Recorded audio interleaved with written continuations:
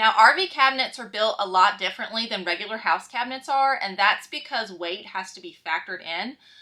So there's basically 3 steps in building your own cabinet. You're going to frame it out.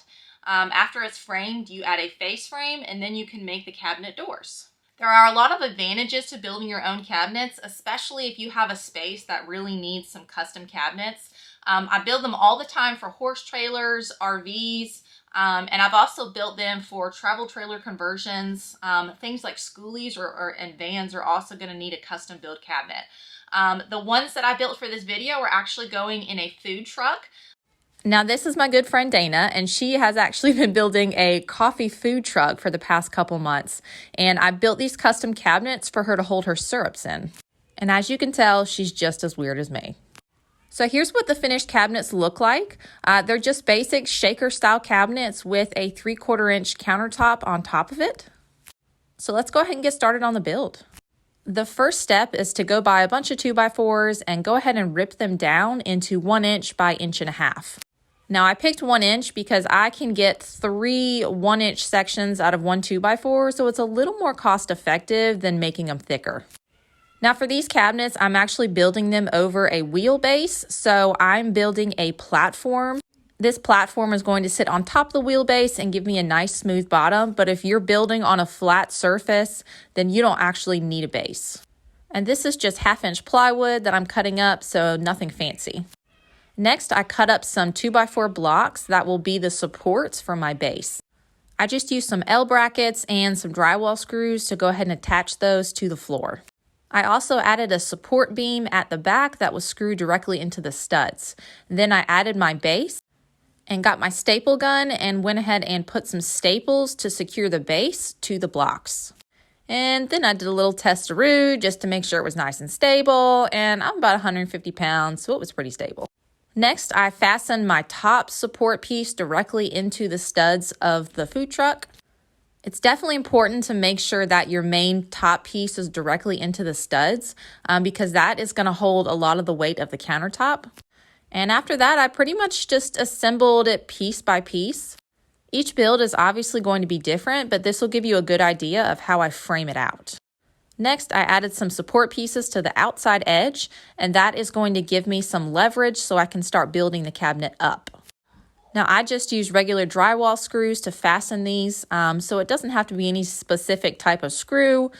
Deck screws also work really well too.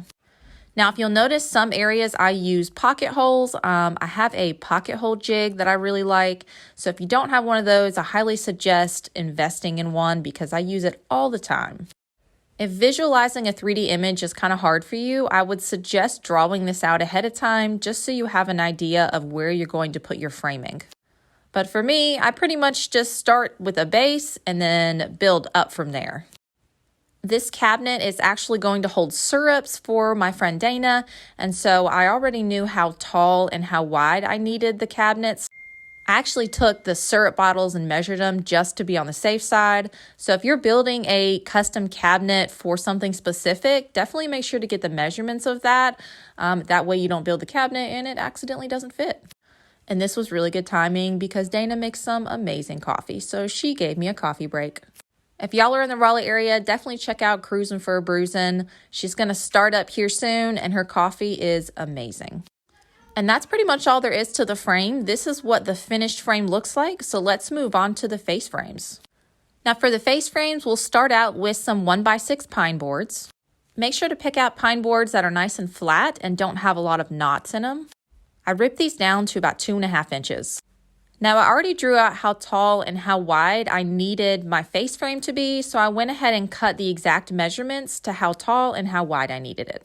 When you're cutting the width of the face frame, make sure to include the 2.5 inches on one side and the 2.5 inches on the other side. So you're basically going to subtract 5 inches from the middle. That way you can have a nice square door. I go ahead and sand everything before I put it together, and then I'll go ahead and sand it again afterwards, but this just makes life a lot easier. After everything is sanded, go ahead and inspect the wood. Try to find the best side possible to be your front of your face frame. After you have the nice side of your frame facing down, we're going to go ahead and start drilling some pocket holes.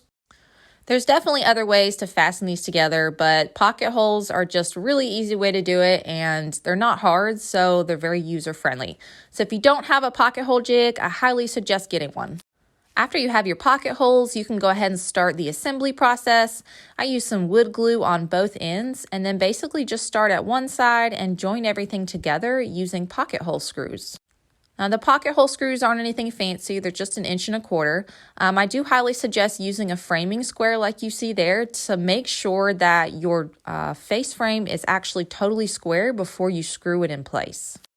You're going to see that framing square in a lot of the videos that I use, so if you don't have one, I suggest getting one as well. Now, I actually needed a panel for this face frame, so I cut out, this is just 1/4 inch plywood, and I used my router to basically just make a little hole that the panel is going to sit in. This doesn't have to be anything fancy because nobody's going to see it on the other side. After you've cut out a pretty good hole, get some wood glue and basically just stick it in there. If you have some really short nails, you can kind of tack it in, but the wood glue and the framing will actually hold this in place. Now this next face frame, I have sped this up just so you can have an idea of what the bigger face frames look like. Notice I'm using the framing square, and then I actually have a section in the middle right there because this face frame is going to have 2 doors. So I put this section in the middle just so the 2 doors can have something to rest on and it doesn't make a weak point in the face frame.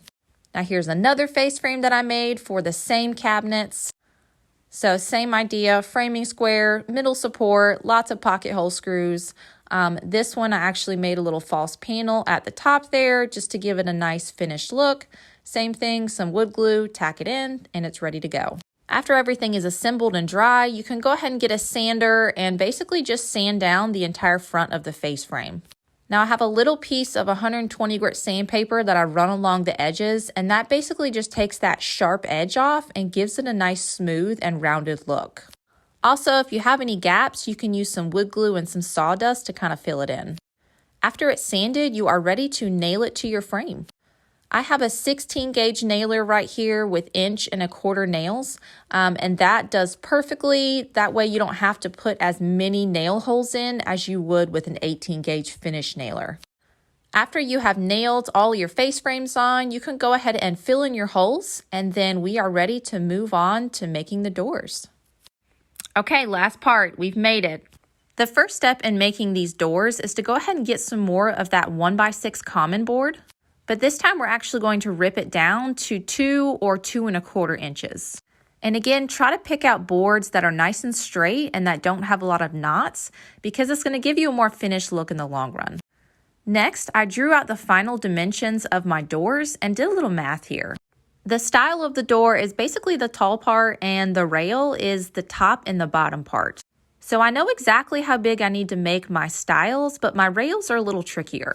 For the rails, I need to take the total width and then subtract the 2 stiles and then add 1 inch, and I'll tell you why later. I then take my 1x6 pine boards that I ripped down and basically just cut it to a rough estimate for my stiles and rails. Next, I'm going to go to my table saw and set the depth of my blade to 1/2 inch. Now this tool right here is called a feather board, and I actually got this off Amazon, and it basically just keeps the piece of wood tight against the fence when you run it through. Now you'll also need to adjust your table saw fence, and that just makes the channel bigger or the channel smaller. Now I'm running a test piece all the way through my table saw, and then you'll see I actually flip it and feed it back through on the other side, and this perfectly centers the channel in the middle of the wood. So after you've run that through, go ahead and compare it to the 1/4 inch plywood that you're going to stick in the middle. After you've got everything set correctly and your plywood fits perfectly, you're basically just going to run all of your pieces through the table saw. Now next, I'm going to cut my pieces down exactly to length. I start out with a fresh cut on one side, and then I take my measurement, I mark it, and then I cut it on the other side. This just gives me 2 clean, straight edges because you want your edges to be as straight as possible or else your door is going to look a little wonky. After I've cut everything to size, this is pretty much what they look like, and we can move on to the next step. For this step, I use a piece of wood and a clamp to give me a little bit of buffer on my fence. Now I'm making tongue and groove joints, so this part is making the tongue joint. So basically from the block of wood on my saw to the actual tongue itself is 1/2 inch. The blade height is also set at 1/2 inch, and so you just run them through to make the tongues. Next, I cut out the panels, adding for 1 inch on each side to fit into the grooves. And after everything is cut, we are ready to assemble. I put wood glue on all of the sides, basically put everything together and making sure it's square on each angle. Sometimes when you put them together and you kind of wiggle them around, they become unsquare again. So definitely double check all of the corners once it's all together and adjust if needed. Again, I'm just using a normal framing square, so definitely get one of those if you don't have one in your workshop. Now, if you're having trouble with your door, you can get a block of wood and kind of tap it in place just like that. After your door is together and it's nice and square, you can go ahead and get your clamps and just clamp it lightly to squeeze all the glue out and get a nice tight joint. Next, go ahead and sand everything. After that, you can paint and install with your choice of hardware.